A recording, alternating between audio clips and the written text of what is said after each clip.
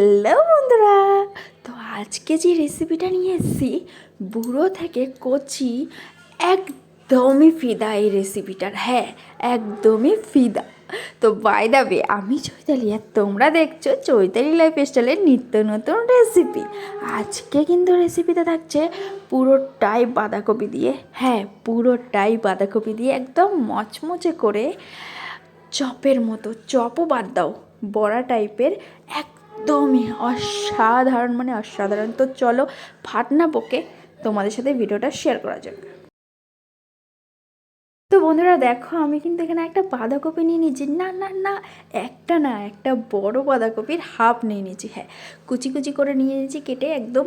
তারপরে দেখো একটা পাত্রে আমি জল বসিয়ে বাঁধাকপিটা দিয়ে একদম ভাপাতে দিয়ে দিয়েছি। তার আগে দেখো আমি একটা কড়াই বসানোর কারণ হলো আমি জিরে আর লঙ্কাটাকে কিন্তু ভাজবো। হ্যাঁ, খালি কড়াইতে কিন্তু জিরে আর লঙ্কাটাকে ভাজবো। আর আমি দেখো এদিকে দিয়েও দিয়েছি আর নাড়াচাড়াও করে নিচ্ছি, যেহেতু আমার না লেগে যায়।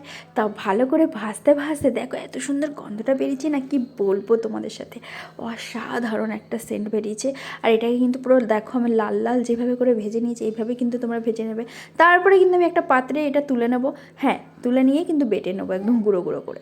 তারপরে দেখো যে বন্ধুরা আমি ভাপিয়ে নিয়েছিলাম বাঁধাকপিটা, তার ভিতরেই আমি কিন্তু দিয়ে দেবো স্বাদ মতো নুন, হালকা হলুদ আর লঙ্কা গুঁড়ো দেবো কিন্তু বন্ধুরা, ধনে গুঁড়ো। ঠিক আছে, তারপরে কিন্তু যে আমি মেন জিনিস সেটাই দেবো, বেসনটা। হ্যাঁ, এটা কিন্তু পুরোটাই বেসনে হবে। তারপরে যে আমি মশলাটা বেটে রেখেছিলাম না, জিরে আর লঙ্কা, সেটাও দিয়ে দেবো। দেওয়ার পর ভালো করে মিশিয়ে নেবো, ভালো করে। তো দেখো কি সুন্দর লাগছে না কালারটা। তারপরে একটা গ্যাস ধরিয়ে কড়াই বসিয়ে দেবো তেল দিয়ে।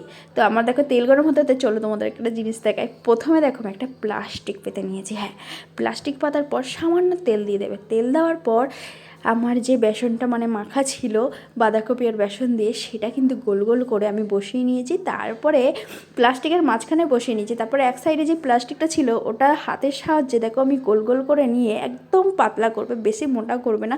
মোটা করলে না একদম কাঁচা কাঁচা থাকে আর খেতে ভালো লাগে না।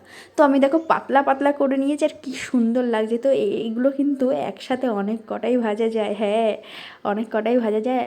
এইদিকে তুমি একটা একটা দিতে থাকবে, একটা একটা হয়েও যাবে।